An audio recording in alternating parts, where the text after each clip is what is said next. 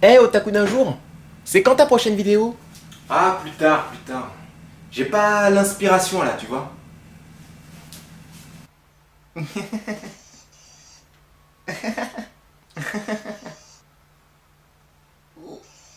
Ah non mais t'es sérieux là? On veut du manga nous. Debout!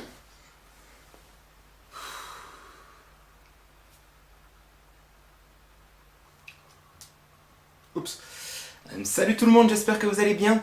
Enfin, vous avez cette nouvelle vidéo manga. Je sais que vous étiez très nombreux à l'attendre et à me la réclamer pour ceux qui étaient dans mon entourage.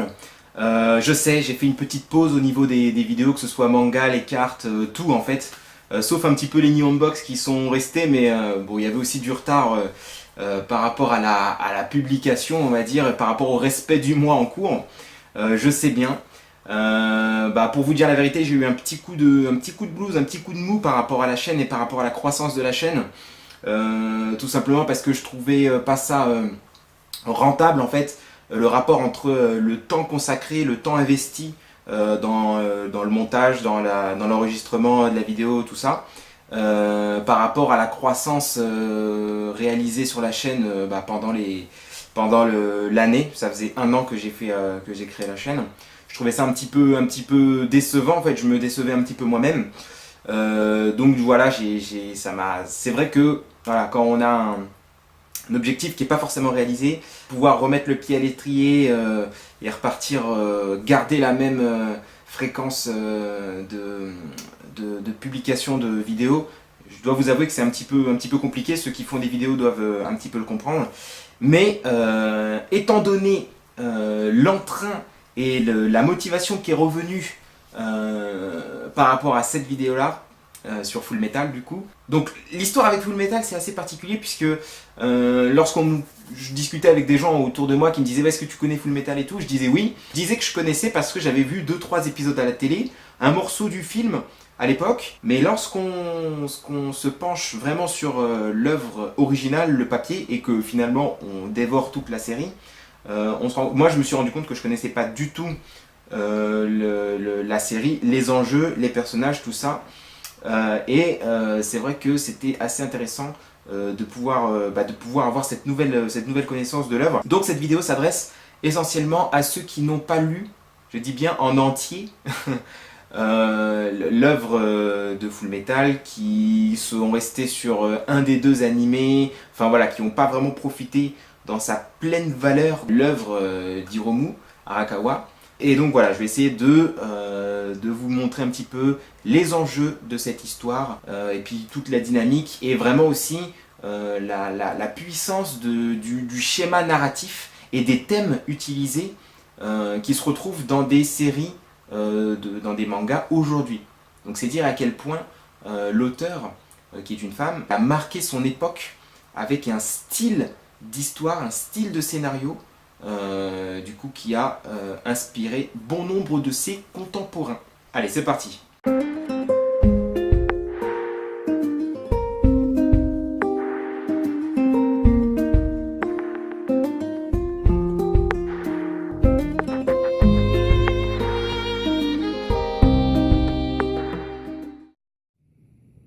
Fullmetal Alchemist ou Alchemist d'Hiromu Arakawa est une œuvre en 27 tomes terminée depuis plein de temps maintenant. Donc là j'ai l'édition double reliée, enfin celle-là c'est un tome triple mais j'ai l'édition double. Bon ça c'est pour l'édition pour les pauvres puisqu'on a 2 mangas pour le prix d'un en occasion. Alors je vous refais un petit topo rapide. L'histoire se déroule dans une époque, je suppose, de révolution industrielle. Où on va suivre 2 frères, les frères Elric, qui ont pour objectif d'utiliser l'alchimie, donc c'est une science qui est présentée dans cette série, pour ressusciter, pour redonner vie à leur maman morte de chagrin suite à l'abandon de leur père. Du coup, ils vont tout faire pour apprendre les différentes arcanes de cet art et tenter de ressusciter leur maman. Sauf qu'ils vont rater, ils vont complètement échouer et un principe fondamental de l'alchimie va du coup s'appliquer de façon cruelle et implacables sur leur vie. Il s'agit du principe de l'échange équivalent. Pour obtenir une chose, il faut en donner une autre de la même valeur. Du coup, non seulement ils vont rater la transmutation humaine, mais en plus de ça, ils vont devoir céder pour l'un de sa jambe gauche et pour l'autre son corps tout entier. Si bien que Edward, donc un des deux frères, celui qui a perdu sa jambe, va devoir en plus de ça sacrifier son bras droit pour récupérer l'âme de son frère et l'injecter dans une armure. Donc c'est assez violent. C'est pas du tout violent, mais le scénario et l'acharnement du destin, en tout cas de ce principe de l'échange équivalent, est assez radical sur les deux frères. On va s'apercevoir dans la série que finalement ce ne seront pas les seuls à avoir essayé de faire cette transmutation-là. Mais tout de suite, là déjà, je commence à en dire un peu trop. Du coup, les deux frères sont enfin réunis, même s'ils sont dans un piteux état. Ils vont se relever et ils vont partir à la recherche d'une légende. Il s'agit d'une pierre philosophale qui apparemment ne tient pas compte de cet échange équivalent, qui voudrait dire qu'ils pourraient faire la transmutation humaine de leur maman et même récupérer l'âme d'Alphonse, le deuxième frère, sans utiliser ce principe d'échange équivalent, c'est-à-dire sans devoir céder quelque chose de la même valeur. Voilà pour le topo, on va dire, principal de l'histoire. Donc, qu'est-ce qu'on peut dire par rapport à cette histoire-là? Eh bien, tout simplement, là, je vous ai raconté même pas 1% de ce qui va se passer. Je vous ai spoilé peut-être 20 pages du tome 5. Je vous ai même pas raconté le début de ce tome-là, où ça commence tout de suite les aventures, quoi. Donc, en fait, gros point positif d'entrée de jeu, c'est un véritable récit qui nous est raconté. On va suivre les personnages dans leur vie quotidienne, on va suivre leurs combats, leurs souffrances, leurs doutes. On va vraiment entrer au fur et à mesure dans la tête. Donc l'auteur va bien prendre soin de nous faire entrer dans la tête de chacun des frères pour pouvoir voir leur point de vue. Deuxième chose, on est dans un contexte de guerre, puisque en fait il y a une armée qui dirige le pays, et cette armée-là a un objectif de un petit peu soit rallier les peuples voisins à sa cause, soit de les envahir sans poser de questions. Il se trouve que les alchimistes ont pour possibilité de devenir alchimistes d'État, c'est-à-dire qu'ils sont subventionnés par l'armée et ils peuvent poursuivre leurs recherches.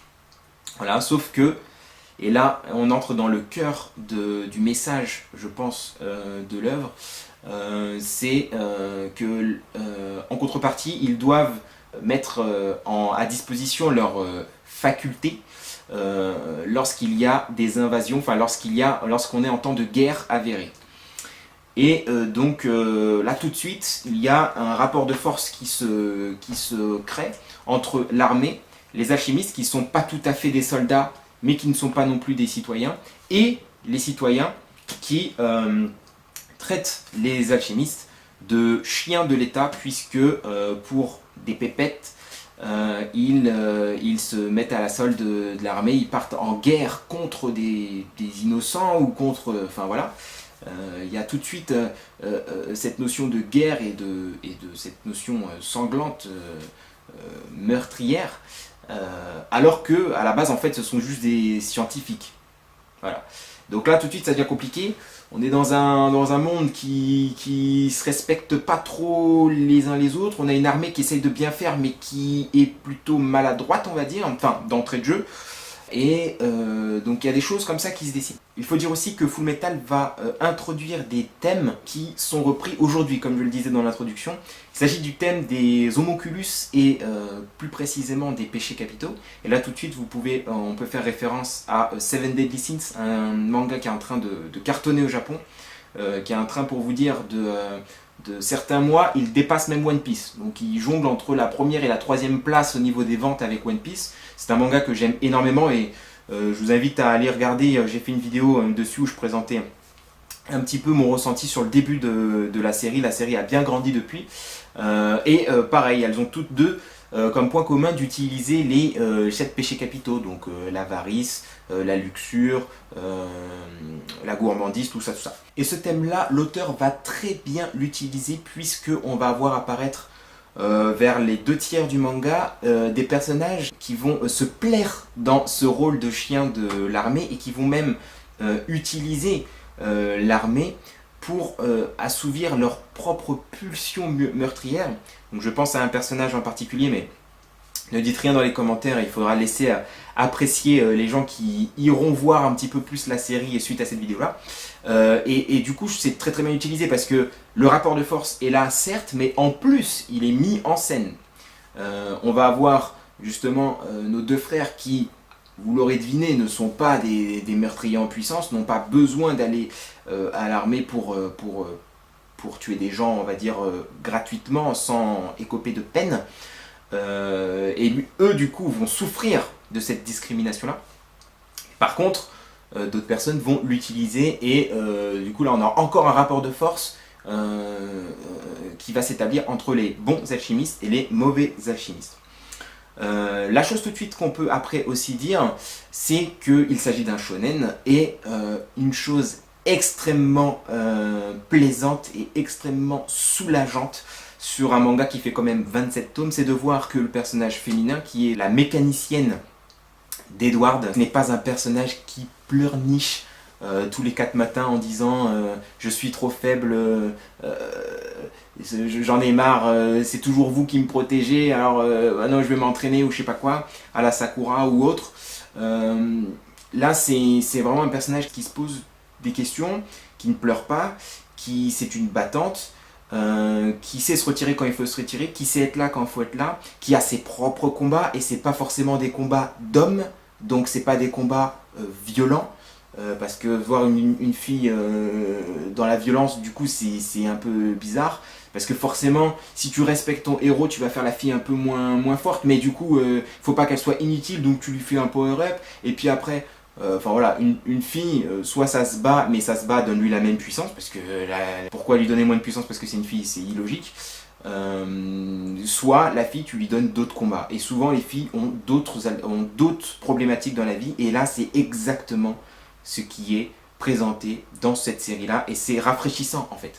Quand on voit des mangas, même des mangas d'aujourd'hui, qui placent la fille au beau milieu des combats de loupards, c'est un peu ridicule. On a aussi le thème du racisme qui est mis en scène, et même le thème de l'esclavage, puisque, comme je vous disais, la nation d'Amestris, donc le pays dans lequel on se situe, est plus ou moins en bon terme avec les peuples qui l'entourent, et malheureusement les erreurs du passé ont fait que, et les guerres du passé ont fait que des invasions ont été réalisées, un rejet profond de certains peuples a été mis en avant, et du coup les vestiges de ces erreurs du passé là sont reportés, déplacés, sont encore tout frais chez cette génération de jeunes adolescents, avec des vétérans de la guerre qui se souviennent des batailles qu'ils ont réalisées, et des enfants qui essayent de comprendre parce qu'on ne les prend pas au sérieux, et qui vont du coup apprendre tous ces récits de guerre là.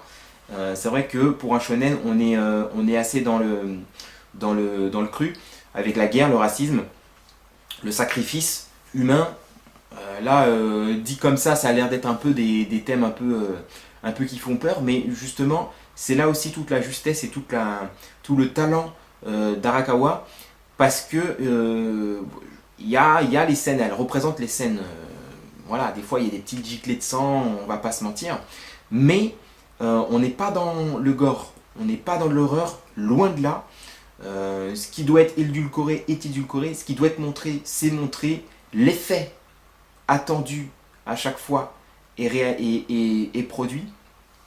En fait, c'est une narratrice de génie. C'est vraiment là ce que j'aimerais un petit peu appuyer. La narration est bonne du début à la fin.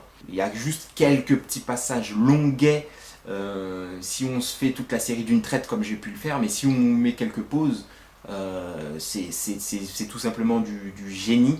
Autre chose, on est dans un shonen, certes, on a un personnage principal, bon, vous l'aurez compris, en fait Edward est un petit peu plus mis en avant que Alphonse, puisque Alphonse son âme est emprisonnée dans l'armure. Donc voilà, on est dans un shonen, certes, notre personnage principal, Edward, c'est une tête brûlée, certes, les ennemis en face sont extrêmement puissants et nécessitent que le héros se bouge pour pouvoir les vaincre. Certes, par contre, il fonce pas dans le tas. Ça reste un scientifique avant tout. Et ça aussi, ça fait plaisir de lire ça parce que les mecs à la Luffy, et je vous dis, hein, One Piece c'est mon manga préféré, mais les mecs à la Luffy, tu sais très bien, tu vas te faire défoncer, mais tu vas quand même. L'identification par rapport à toi dans la vraie vie, tu vois, toi tu prends cette histoire-là, tu te dis je vais faire la même chose, c'est-à-dire tu vas avoir un problème, tu sais que tu vas rater, hein, tu fonces dedans, ça arrive pas. Donc, de voir un personnage comme Edward qui est fou dans sa tête, il est complètement fêlé, il fait des promesses que après le gars il galère complètement à les tenir. Oui, mais il va pas se suicider. Voilà. Donc ça reste un scientifique et ce mélange de science, hein, de réflexion pendant les combats, de réflexion pour piéger les ennemis, mêlé avec un esprit combatif, c'est un combattant, il se bat au corps à corps. C'est assez intéressant. Je dois vous dire, c'est assez intéressant. Il va parfois utiliser le corps à corps, parfois il va utiliser des pièges. Voilà, c'est un combattant équilibré. Et ça fait extrêmement plaisir de voir ça. Le plus impressionnant, finalement, dans toute l'histoire, je ne vais pas entrer dans les détails parce que j'ai pas envie de trop spoiler. Et je vous dis un truc tout de suite, je suis obligé d'expliquer un petit peu tout ce qui se déroule. Comprenez qu'il va y avoir un enjeu qui va s'établir entre Edward et Alphonse qui veulent retrouver la pierre philosophale pour retrouver l'un son corps, l'autre éventuellement ses membres, mais surtout la maman. Une armée qui essaye de contrôler un peu tout le monde et qui surtout rassemble auprès d'elle des alchimistes pour partir à la guerre. On a au sein même de l'armée, il va y avoir aussi une sorte de séparation entre ceux qui sont complètement des conquérants à la Napoléon qui veulent rassembler tout le monde et ceux qui essayent de calmer aussi le jeu, qui essayent de penser avant tout à la population. Donc il va y avoir aussi une séparation entre ça. On a aussi toujours un aspect de la population, des citoyens qui ne font rien, ni de l'alchimie, ni qui partent à la guerre. Et on a aussi leur point de vue qui est développé tout le long de l'œuvre. Et on va avoir surtout les grands antagonistes, les méchants, comme je vous disais, les homunculus, représentés par les 7 péchés capitaux. Je ne vous dirai pas d'où ils viennent, leur but, tout ça, mais voilà, ils vont se présenter comme les antagonistes vis-à-vis de Edward et Alphonse. Et voilà, ça va être intéressant aussi de voir un petit peu comment tout ça va s'orchestrer. Mais voilà, dès que je dis ça, la seconde d'après, bah, là on est en train d'expliquer l'histoire en fait. Donc, comprenez-moi, j'essaie de vous mettre l'eau à la bouche, mais c'est assez difficile de tout expliciter. Donc, dans cette grande fresque, ce qui est le plus impressionnant, c'est que l'auteur donne autant d'intérêt dans la solidité du plan de l'ennemi. C'est-à-dire que l'ennemi va anticiper, c'est pas les gentils, c'est l'ennemi va anticiper le plan des frères. Et sans trop spoiler, son plan va se réaliser. Voilà, c'est assez fort quand même dans un manga. Souvent, l'ennemi, il se rapproche de son but, mais il n'y arrive pas. Voilà. Là, le plan de l'ennemi va se réaliser complètement. Voilà. Je n'en dis pas plus. C'est assez fort. C'est-à-dire que c'est vraiment un développement complet et équilibré de chaque personnage, même des grands méchants. Bien sûr, il va y avoir des imprévus, il va y avoir des personnages qui vont arriver, qui vont tout sauver, il va y avoir d'autres personnages qui vont arriver, qui vont tout capoter. Finalement, c'est une réflexion sur la nature humaine et ses différents aspects. Le fait d'utiliser le thème des homunculus et des différents péchés capitaux, les différents travers, les plus grands travers de l'humanité, et de les personnaliser comme ça, ça renvoie en fait à nos personnages, à Edward, à Alphonse, aux autres. Ça renvoie en fait plus ou moins ce travers en eux et ça les force à passer au-dessus de ce travers pour pouvoir triompher effectivement de l'ennemi. Donc c'est une réflexion sur l'humanité, sur ses travers, sur à un moment donné une exaltation de ses travers, mais aussi forcément une exaltation de tout ce qu'il peut y avoir de bon chez l'homme. Et ce combat-là va durer du tome 1 au tome 27, hein, pas de souci. avec une victoire plus ou moins avérée dans l'un ou l'autre des camps. Mais le fait de faire ce combat-là, et le fait de ne pas l'expédier en quelques pages, de l'étaler sur une très longue durée, ça lui donne de la consistance. Là, on parle de la nature humaine, on parle de quelqu'un qui a de bons sentiments, qui veut du mal à personne, mais qui va faire du mal. Qui a un objectif précis, mais le problème, comme dans tous les personnages un petit peu de manga, c'est que il est prêt à tout pour arriver à son objectif. Ah oui, mais prêt à tout jusqu'à faire quoi? Jusqu'à faire l'irréparable. Et l'auteur vraiment donne un point d'orgue à ça. Prêt à tout jusqu'à détruire son prochain, ou pas. Et voilà. Et qu'en est-il de nos héros? Est-ce qu'ils vont faire ce pas-là? Non. Donc voilà. Et il y a plein d'enjeux comme ça. Et finalement, c'est ce genre de questions dont on peut, qui nous parle à nous directement dans notre vie de tous les jours. On a des objectifs, on a notre vie à vivre, il n'y a pas de problème. Mais est-ce qu'on est prêt à bousculer les autres pour arriver à nos objectifs? Est-ce qu'on est prêt à la faire à la loyale? Est-ce qu'on est, voilà, est-ce qu'on est d'un tempérament avare ou cupide? Ou est-ce qu'on est trop gourmand? Est-ce qu'on est, voilà, et c'est un régal de pouvoir profiter de cette bataille-là entre le bien et le mal, si vous voulez, pour faire simple, tout le long du manga. Après, c'est sûr, il y a certains travers, certains homunculus qui vont vous parler moins que d'autres. Par contre, c'est quasiment impossible qu'il n'y en ait aucun qui vous parle. Et donc du coup, c'est assez personnel d'un coup, en fait. C'est assez intense, en fait, au niveau des impressions que ça renvoie.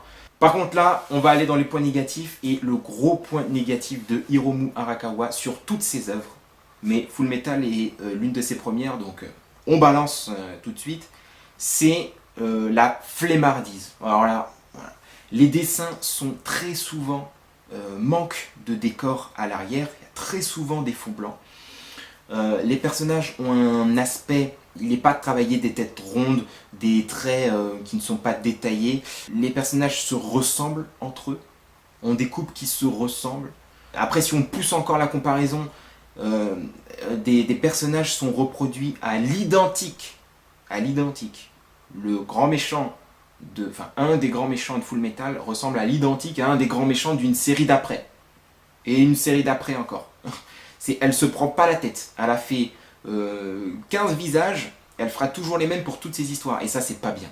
Ça, c'est pas bien du tout parce que ça donne une impression. L'histoire est folle. Par contre, quand on connaît un peu l'auteur, moi j'ai connu un petit peu ses œuvres d'après, et je prenais ça pour un manque de respect, un manque d'intérêt, un manque de sérieux par rapport à ce côté esthétique, à ce côté dessin. Voilà. Un manga, c'est une histoire, mais c'est aussi un dessin. Ça a la chance de pouvoir présenter des décors, de pouvoir présenter des personnages qui restent dans la tête. Et à part sur les héros et quelques autres personnages, il n'y a pas trop, ça le fait pas trop en fait. Et c'est surtout qu'on sait que c'est reproduit sur la série juste d'après. Ça, c'est pas bien du tout. Et mis à part ce gros point négatif, c'est pas rien. Honnêtement, j'ai pas vu d'autres points négatifs du tout dans l'œuvre entière. Du tout. Elle aura même eu le temps d'insérer une petite romance. Alors je sais, c'est vite fait, mais ça fait son petit bout de chemin entre le début, le milieu, la fin, la toute fin, l'épilogue. Voilà, une petite romance quand même qui fait plaisir à lire, à regarder. Vous savez, hein, je suis un peu un romantique, j'aime bien ça. Et puis le style du shonen s'y prête bien. Hein. Mais voilà, il y a aussi cette petite attention là. Et ça fait plaisir. Elle arrive naturellement dans la prise de conscience, dans la maturité, dans la croissance d'un de nos compagnons, dans les deux même, à vrai dire. Mais voilà, je pensais à une en particulier. Et voilà, ça fait plaisir. C'est la petite cerise sur le gâteau à la fin qui mange pas de pain, qui fait plaisir. Voilà, c'est mon petit truc. C'est pas forcément un point positif parce qu'il y en a certains qui ont pas retenu. C'est pas un point négatif du tout. C'est ma petite cerise à moi. Voilà, ça sera tout pour cette série. Bon, ça fait déjà un petit moment que je parle. Voilà, je me suis permis un petit peu d'aller librement, de laisser cours à mes pensées. Voilà, finalement c'est une série où le scénario vous prend du tome 1 au tome 27, mais sans jamais vous lâcher. C'est une éloge à la nature humaine en faisant transparaître, certes, ses défauts, ses travers, en faisant un étalage des conséquences de mauvaises décisions, de mauvais choix et de mauvais actes, mais qui fait aussi un éloge à tout ce qu'il peut y avoir de bon chez l'homme, à son sens du sacrifice, à son sens d'abnégation, à son sens de responsabilité. Ça en fait une œuvre extrêmement intéressante et inoubliable en fait. Désolé pour ceux qui voulaient peut-être que j'entre dans les détails. Là le but c'est pas trop de se faire un kiff entre nous pour ceux qui connaissent par cœur la série. Il faut que je réfléchisse un petit peu à un format de vidéo où peut-être on pourrait discuter entre otaku justement. Peut-être que le format du live serait intéressant. Donc dites-moi dans les commentaires si jamais ça vous intéresse. Un petit format live où vous venez dans le chat et où on discute et où là après on respecte pas on respecte pas ceux qui connaissent pas le manga et on balance tout ce qu'on veut sur notre manga du cœur. Donc ça peut être intéressant, ouais. Dites-moi vos commentaires, ça serait cool d'avoir un petit peu vos retours sur ça. Dites-moi aussi vos retours sur la vidéo sur Full Metal. Ça me ferait très plaisir là pour le grand retour un petit peu des vidéos manga. Je tenais vraiment à vous faire un petit peu part de mon avis sur cette série qui est une très bonne série je pense. Et voilà, j'aimerais bien aussi avoir le vôtre sur tout ce que je viens de vous dire. Je vous dis portez-vous bien, portez-vous très très bien. Et je vous dis à la prochaine. Salut tout le monde.